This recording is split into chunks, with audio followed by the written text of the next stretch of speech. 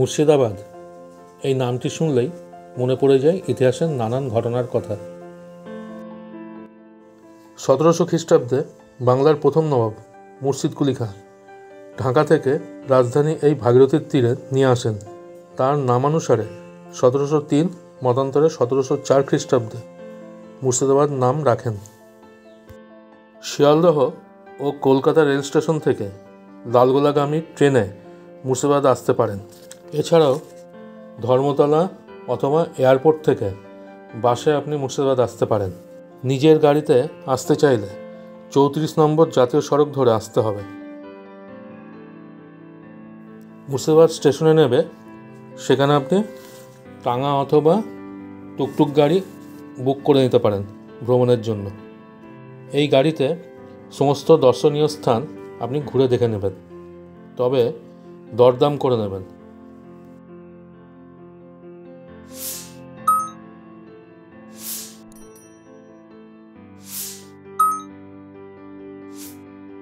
এটি হলো ত্রিপলিয়া গেট। পূর্বে নবাবী আমলে এখানে নহবত বসত এবং দূর থেকে শোনা যেত।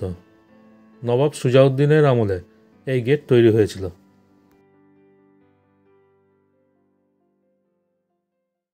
হাজারদুয়ারি প্যালেস চত্বর এবং মিউজিয়াম ঘোরার জন্য আপনাকে 25 টাকা দিয়ে টিকিট কাটতে হবে। প্যালেসের ভিতরে ক্যামেরা, মোবাইল কোনো কিছুই ব্যবহার করা যাবে না, সমস্ত কিছু জমা রাখতে হবে। তবে প্যালেস ঘোরার জন্য গাইড নিয়ে নেওয়াই ভালো, আপনি গাইড পেয়ে যাবেন।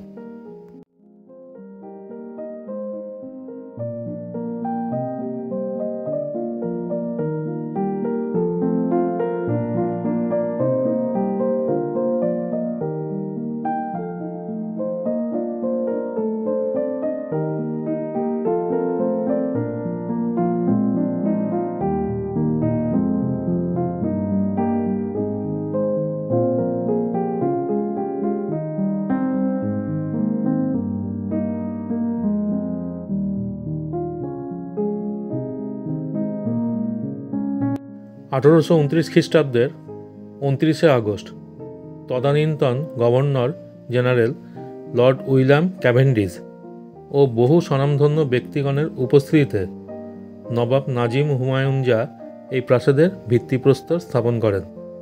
এই প্রাসাদের নির্মাণ কার্য সম্পূর্ণ হয় 1837 খ্রিস্টাব্দের ডিসেম্বর মাসে এবং খরচ পড়ে মোট 18 লক্ষ টাকা।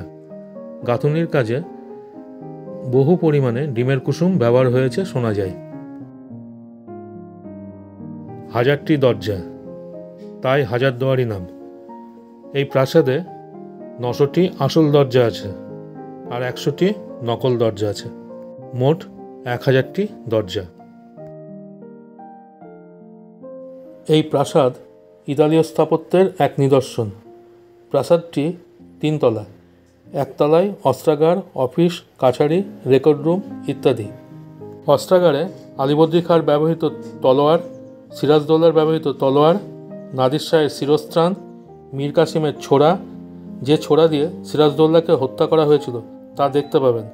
এছাড়াও বিভিন্ন রকম অস্ত্রশস্ত্র দেখতে পাবেন। অস্ত্রাগারে মোট 2600টি অস্ত্র সজ্জিত আছে। দ্বিতল ও ত্রিতলে আর্ট গ্যালারি ও লাইব্রেরি আছে। আর্ট গ্যালারিতে বিখ্যাত সব চিত্র আছে। লাইব্রেরিতে বহু ধর্মপুস্তক, চুক্তিপত্র, নাটক, নোভেল, দলিল, তাম্রলিপি, বিদেশি ভাষায় লেখা বিভিন্ন গ্রন্থ সংগৃহীত আছে। আবুল ফজল রচিত আইনি আকবরীর পাণ্ডুলিপি, এছাড়াও হারুন অর রশিদের হস্তলিখিত কোরআন এখানে সজ্জিত আছে। দরবার কক্ষটি খুব ভালো লাগবে।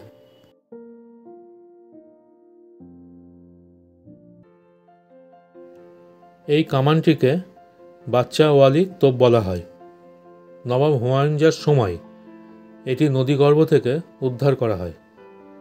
1647 খ্রিস্টাব্দে জনার্দন কর্মকার এটি তৈরি করেন বলে শোনা যায়। এই কামানটিতে 3টি চেম্বার আছে এবং দাগিবার সময় 18 সের বারুদের প্রয়োজন হতো। শোনা যায় এটি একবার মাত্র দাগা হয়েছিল এবং ইহার প্রচণ্ড আওয়াজে 10 মাইল পর্যন্ত ছড়িয়ে পড়ে এবং বহু গর্ভবতী মহিলার গর্ভপাত ঘটে। সেই কারণে ইহার এই নাম। ইহা দৈর্ঘ্যে 18 ফুট এবং ওজন 16,880 পাউন্ড। এই ঘটনার পর হতে ওই তোপ দাগা বন্ধ হয়ে যায়।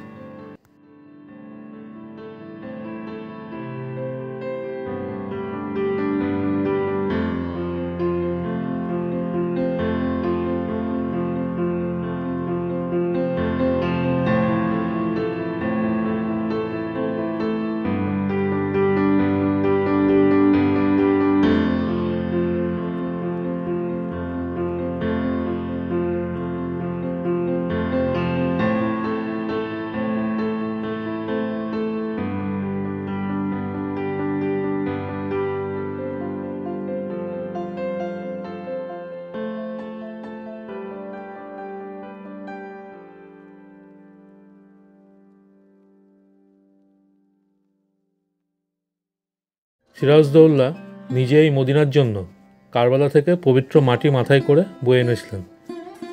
সিরাজের মাতা আমিনা বেগম প্রতিজ্ঞা করেছিলেন যে তার পুত্র নবাব হলে মদিনার পবিত্র মাটি এনে বহু মূল্যবান রত্ন সামগ্রী দ্বারা দরজা প্রস্তুত করবেন। দরজার বেদিটি উত্তর হতে দক্ষিণে 4 হাত প্রস্থে, 1 হাত ও গভীরতায় 1.5 হাত। শোনা যায় মীর কাসিম যখন পরে নবাব হন, তিনি মুঙ্গেরের রাজধানী স্থানান্তরিত করবার সময় এই মদিনার সমুদায় ধনরত্ন মুঙ্গেরে নিয়ে যান। এই মদিনার দরজাটি কেবল মুহররমের সময় খুলে দেওয়া হয় আর বাকি সময় বন্ধ থাকে।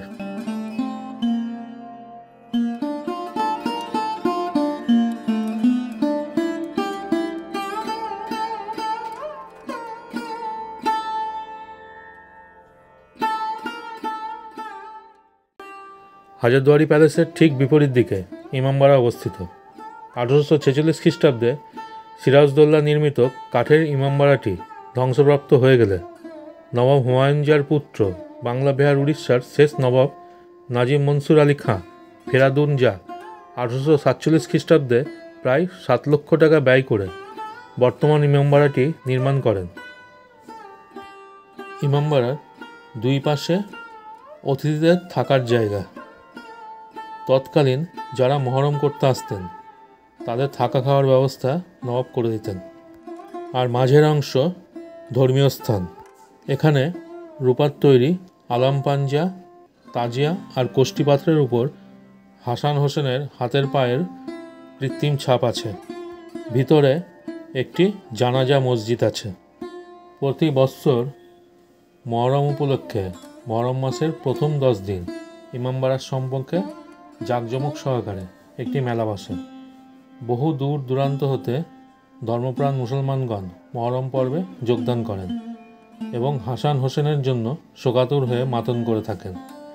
ওই 10 দিন ধর্মীয় স্থান সবাই দর্শন করতে পারেন। ক্লক টাওয়ারটি হাজারদুয়ারি প্রাসাদের স্থপতি কর্নেল ম্যাকলিওডের একজন ভারতীয় বাঙালি সহকারী সাগর মিস্ত্রি ডিজাইন করেছিলেন। ক্লক টাওয়ারটি একটি ভারী আওয়াজকারী ঘণ্টা দ্বারা চূর্ণ। 4টি রাজমিস্ত্রির ঢাল মাটির 4 কোণে স্থাপন করা হয়েছে। ঘড়ির টাওয়ারের ডায়ালটি পূর্বমুখী। ভাগীরথী নদীর দিকে, সম্ভবত নৌকায় ভ্রমণকারী নাবিক এবং যাত্রীদের জন্য।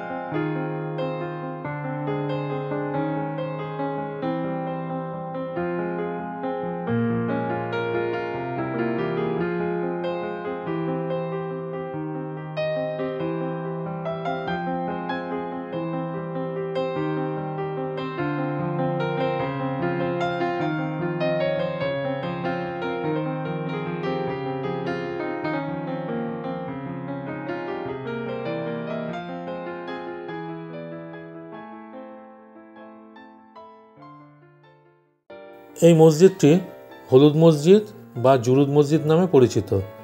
নবাব সিরাজউদ্দৌলা 1756 থেকে 57 সালে ভাগীরথী নদীর তীরে হাজারদুয়ারি রাজপ্রাসাদ কমপ্লেক্সে হলুদ মসজিদটি নির্মাণ করেছিলেন বলে জানা যায়।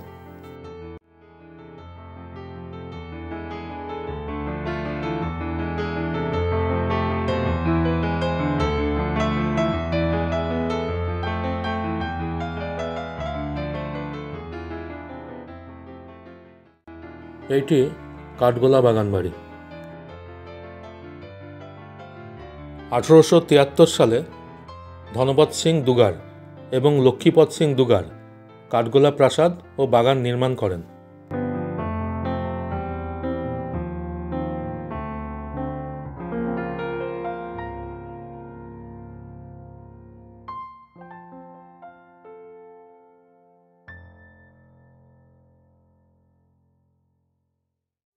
কাঠগোলা প্রাসাদ, বাড়ি, পুকুর, কালভৈরব মন্দির, আদিনাথ মন্দির ও বাগানসহ বিশাল 45 একর এলাকা। কাঠগোলা ঘুরতে আপনাকে 30 টাকার টিকিট কাটতে হবে। কাঠগোলা বাগানবাড়িতে আপনারা দেখতে পাবেন কাঠগোলা বাগান প্যালেস মিউজিয়াম, সুড়ঙ্গ পথ, প্যালেস, পুকুর, নাচমহল, পরেশনাথের মন্দির, মুঘল আমলের পাথরের কাজ, মাইকেল অ্যাঞ্জেলোর মূর্তি, অয়েল পেন্টিং, গোলাপ ফুলের বাগান এবং চিড়িয়াখানা।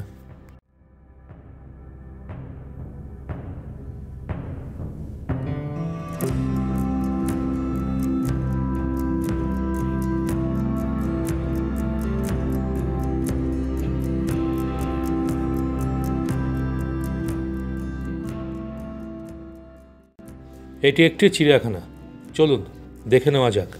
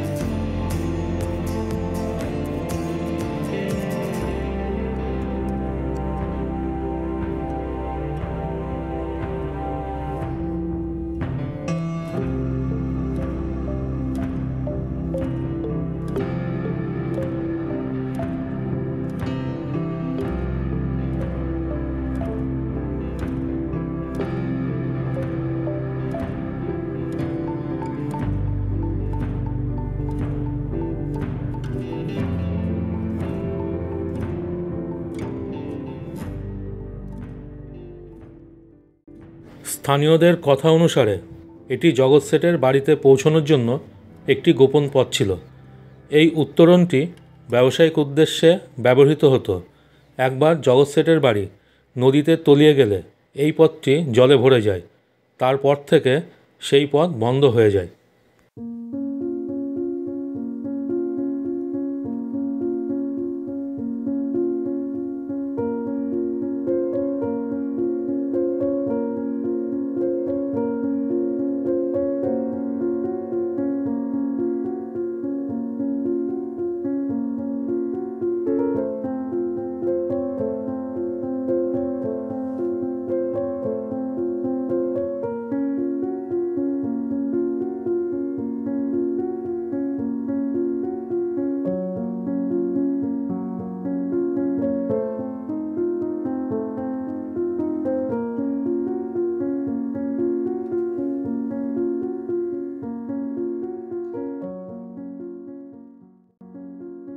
এইটি মাইকেল অ্যাঞ্জেলোর মূর্তি।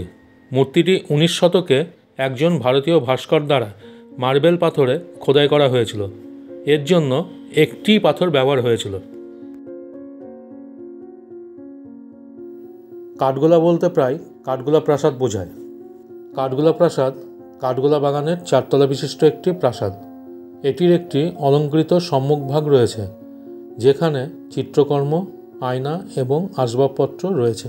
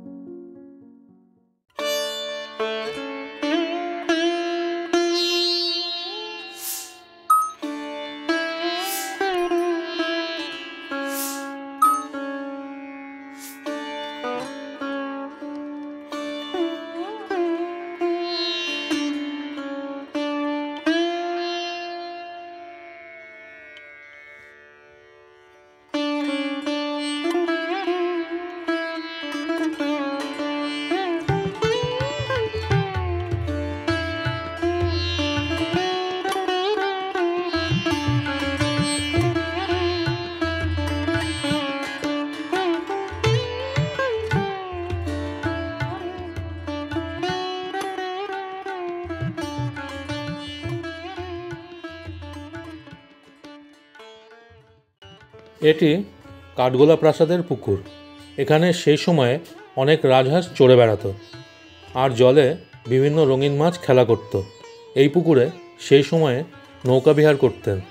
পুকুরের জলে পূর্ণিমার রাতে প্রাসাদের প্রতিবিম্ব সেই সময়ে তারা উপভোগ করতেন।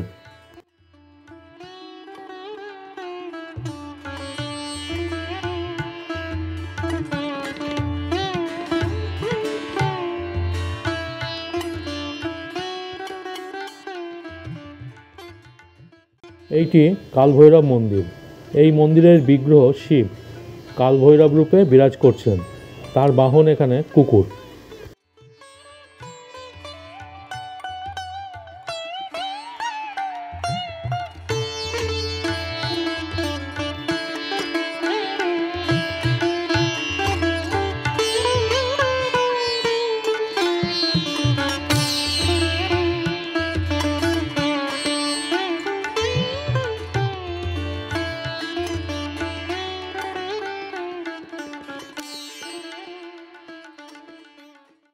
কালভৈরব মন্দির থেকে আদিনাথ মন্দিরের দিকে যেতে একটি হনুমান মন্দিরও আপনার চোখে পড়বে।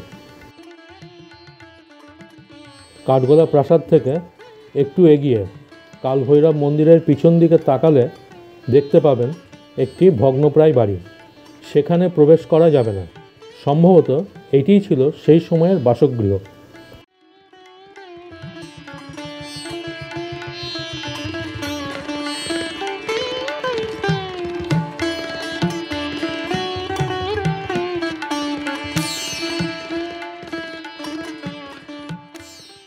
এটি আদিনাথজি মন্দির। আদিনাথজি মন্দির কাঠগোলা বাগানের প্রাঙ্গণে অবস্থিত। আদিনাথজি মন্দির ভগবান আদিশ্বরকে উৎসর্গ করা। এটি পরেশনাথ মন্দির নামেও পরিচিত। দেবতা প্রায় 90 সেন্টিমিটার উঁচু পদ্মাসনের ভঙ্গিতে বসে আছেন এবং 900 বছর বয়সী বলে মনে করা হয়। লক্ষ্মীপদ সিং দুগার এটি 1933 সালে সাদা মার্বেল দিয়ে তৈরি করেছিলেন, যাতে এটি আদিম দেখায়।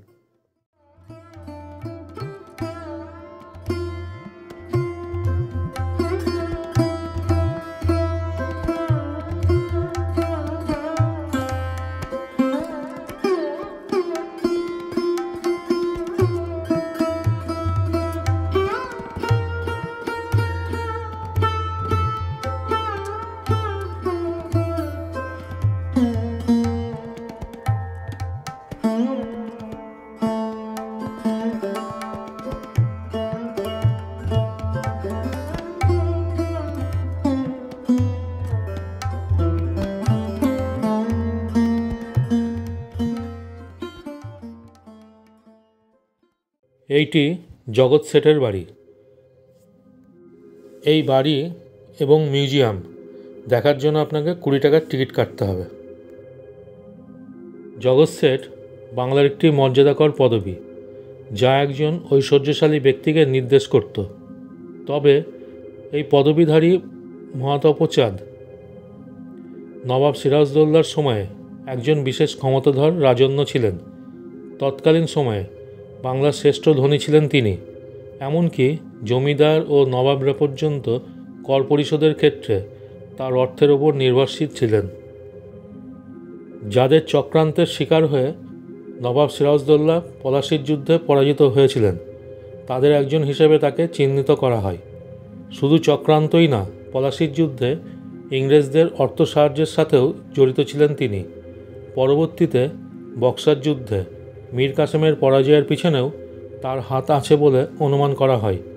মীর কাসেমের হাতেই তিনি সপরিবারে মৃত্যুবরণ করেন। ওই সময়ে জগৎ শেঠের বাড়িতে ব্যাংক এবং টাকশাল ছিল। জগৎ শেঠের বাড়ির মিউজিয়ামে দেখতে পাবেন জগৎ শেঠ ও তার পরিবারের ব্যক্তিগত সম্পত্তি, যার মধ্যে রয়েছে অতীত যুগের মুদ্রা, মসলিন ও অন্যান্য অসংযত পোশাক, বেনারসি শাড়ি, স্বর্ণ ও রৌপ্য সুতার নকশা।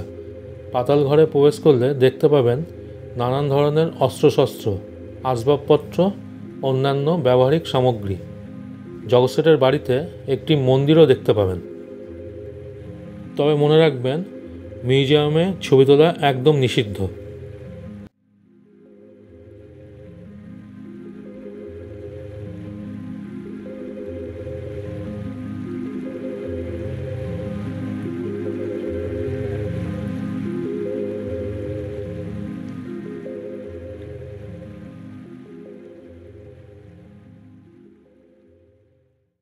এই রাজবাড়িটি নসিপুরের রাজবাড়ি।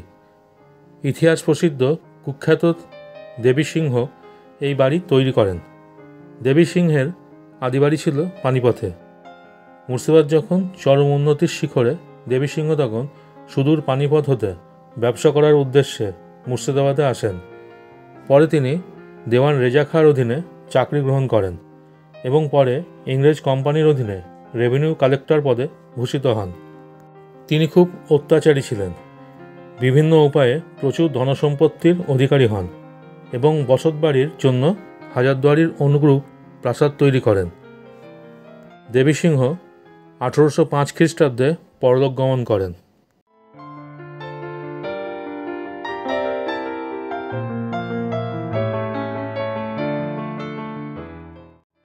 মেইন গেট দিয়ে প্রবেশ করলেই ডান দিকের ঘরগুলিতে দেখতে পাবেন দেবী সিংহের পোশাক এবং কিছু ব্যবহার সামগ্রী, যেগুলি অযত্নে পড়ে আছে।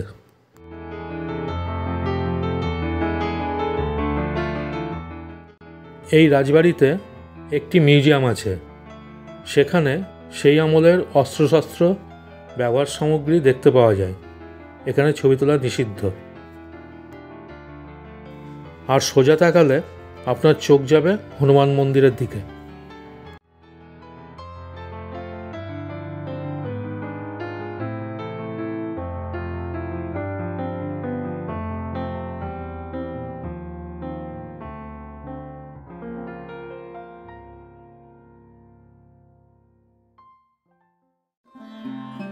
এটি নসিপুর রাজবাড়ির নাট মন্দির।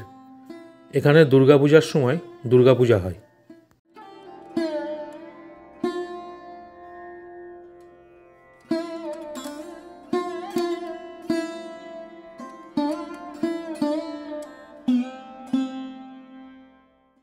রাজবাড়ির এই অংশটির অবস্থা খুব করুণ। এখানে প্রবেশ করা যায় না।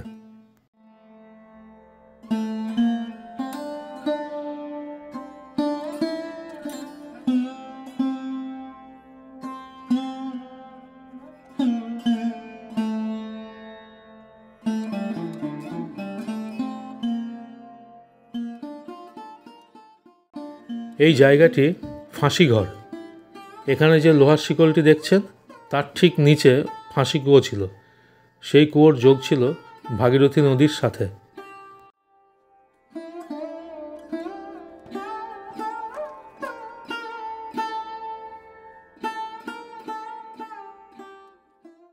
রাজবাড়ির এই অংশটি মন্দির প্রাঙ্গণ।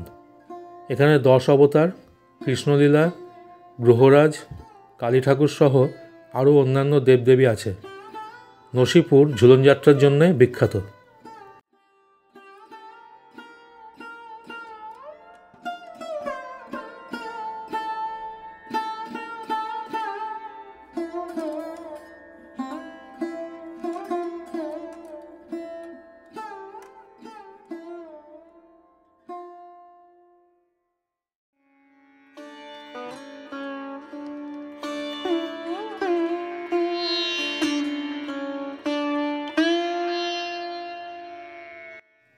রাজবাড়ির এই অংশটি এখন পরিত্যক্ত। জনশ্রুতি আছে এখানে রাজবাড়ির অন্দরমহল ছিল।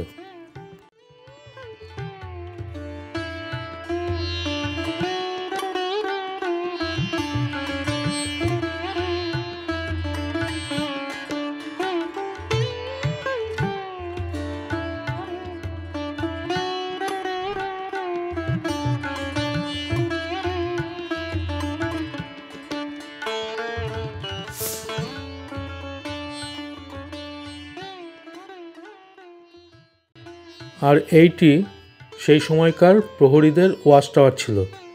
এখানে প্রহরীরা দিনরাত পাহারা দিতেন।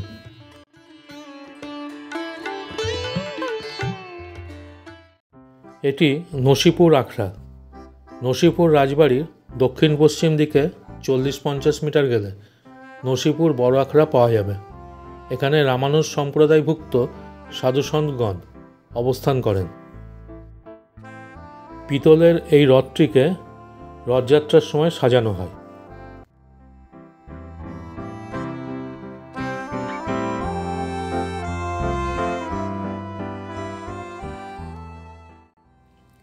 সেই সময়কার কিছু বাসন এখানে সাজানো আছে। এই আখড়ার নিয়মাবলী, যিনি চিরকুমার থেকে উক্ত আখড়ার সেবা পূজা সুষ্ঠুভাবে পরিচালনা করবেন, তাকেই সেবায়িত বা মহান্ত রূপে নির্বাচিত করা হবে। এখানে দেবদেবী বিগ্রহের নিত্য সেবা পূজা হয়। শ্রীকৃষ্ণের ঝুলনযাত্রা উপলক্ষে বিরাট মেলা হয়, তা 5 দিন ধরে চলে। বহু দূর দূরান্ত হতে আসা প্রচুর যাত্রী সমাবেশ হয়। তীর্থকালে অনেক সাধুসন্ত এখানে আশ্রয় লাভ করেন ও ভোজন দান পেয়ে থাকেন। এখানে রূপার তৈরি রথও আপনারা দেখতে পাবেন। পাশাপাশি একটি কাঠের রথও আছে।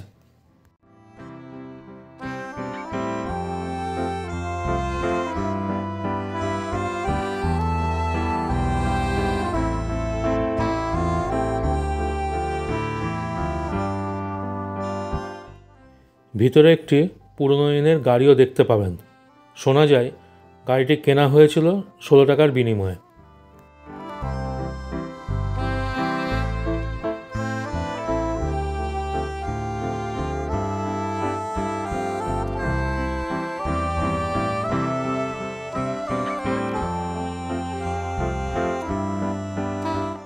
এটি রঘুনাথজিউ মন্দির। ভিতরে ঢুকলে নাট মন্দিরে প্রথমেই আপনার চোখ যাবে বিশাল এক ঝাড়বাতির দিকে। এটি সেই সময়কার।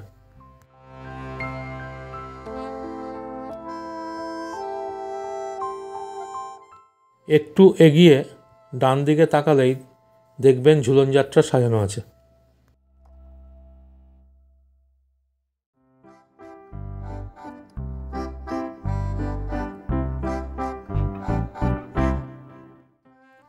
রঘুনাথজিউ ছাড়া রাধাকৃষ্ণ, গিরিধারী, গোপাল এবং জগন্নাথ, বলরাম, সুভদ্রা প্রভৃতি দেবদেবী দেখতে পাওয়া যাবে এই মন্দিরে।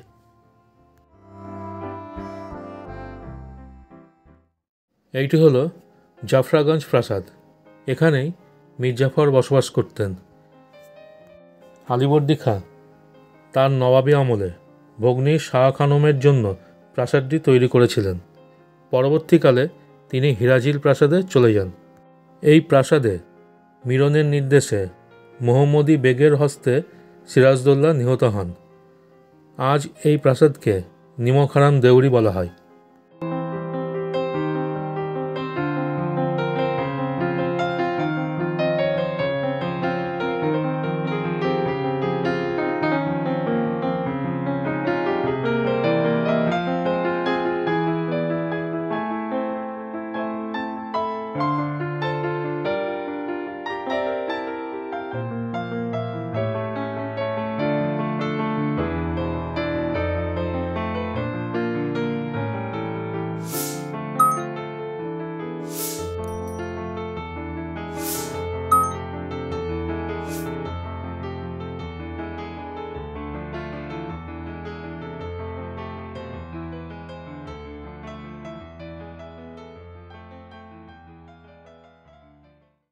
এই কবরস্থানটি জাফরাগঞ্জ মকবরা নামে পরিচিত। এখানে সমস্ত নবাব নাজিম ও তাহাদিগের বংশধরগণ মিরন ফেরাদুনজা ব্যতীত এখানে সমাহিত আছেন। বেগম শাহ খানমকে 1766 খ্রিস্টাব্দে সমাহিত করা হয়। এই কবরস্থানটি মির্জাফরের বংশধরদের জন্য সংরক্ষিত।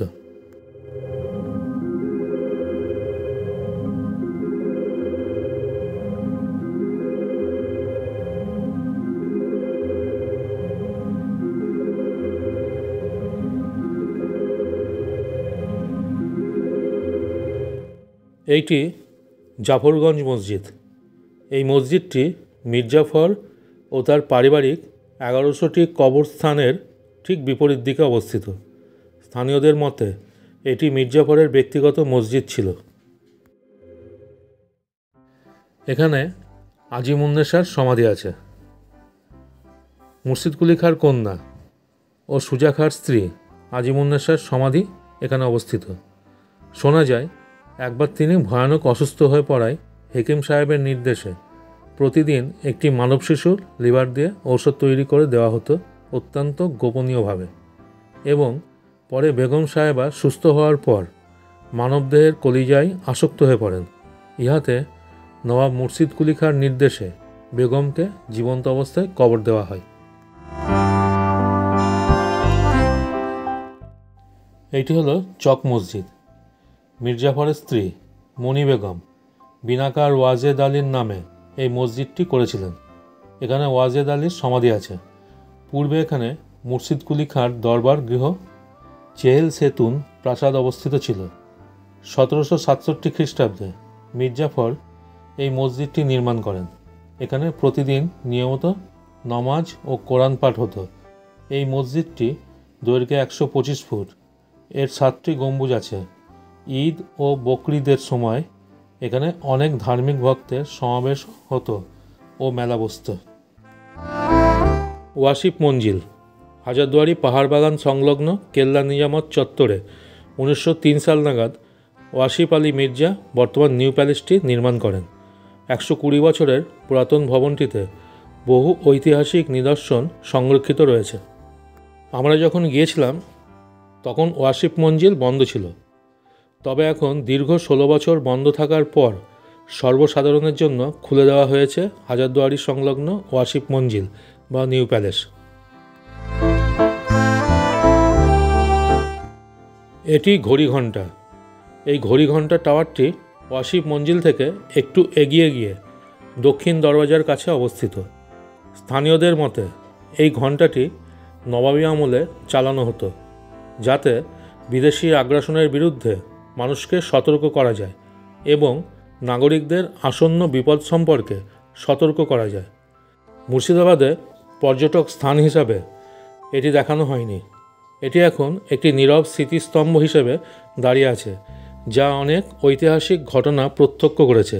এটির প্রায়ই অংশই দখল হয়ে গেছে, আর এই ঘণ্টাটির অবস্থা খুবই শোচনীয়। এটি দক্ষিণ দরওয়াজা। ঘড়িঘণ্টা থেকে একটু এগোলেই দক্ষিণ দরওয়াজা। এখান দিয়েও মুর্শিদাবাদ স্টেশন যাওয়া যায়।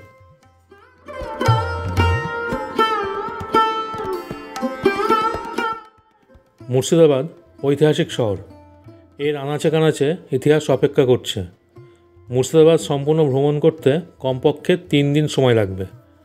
আমরা দর্শনীয় স্থানের একদিকের পরিক্রমা এখানে দেখিয়েছি। পরবর্তীতে বাকি অংশ দেখানোর চেষ্টা করব। ভিডিওটি শেষ পর্যন্ত দেখার জন্য ধন্যবাদ।